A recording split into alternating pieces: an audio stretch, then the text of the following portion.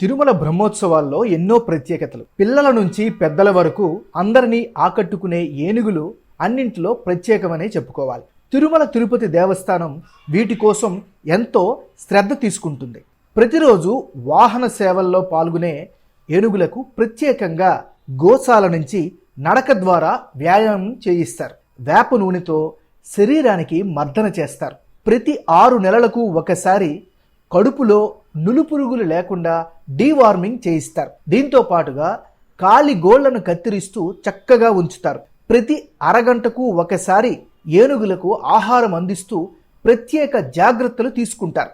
ఆలయ మాడవీధుల్లో వాహన సేవల సమయంలో శక్తివంతమైన దీపాల వెలుగు, కళాకారుల శబ్దం నుంచి ఏనుగులకు ఉపశమనం కల్పించేందుకు ప్రత్యేకంగా జాగ్రత్తలు కూడా తీసుకుంటారు. ప్రస్తుతం శ్రీవారి బ్రహ్మోత్సవాలకు 4 గజరాజులు సేవలను అందిస్తున్నాయి. ఇందులో పద్మజ, మహాలక్ష్మి, వైష్ణవి, పద్మావతి ప్రతిరోజు వాహన సేవల్లో పాల్గొంటున్నాయి. వీటిని ప్రత్యేకంగా మావటీలు అలంకరించి సిద్ధం చేశాక ఉదయం, రాత్రి వాహన సేవలకు తీసుకువస్తున్నారు. బ్రహ్మోత్సవాల వాహన సేవల్లో వినియోగించే జంతువులకు తగిన శిక్షణ కూడా అందిస్తారు. మావటీళ్ళు తాళ్ళు, అంకుశం, గొలుసులతో నిరంతరం అప్రమత్తంగా ఉంటారు. గజరాజులను నియంత్రిస్తారు.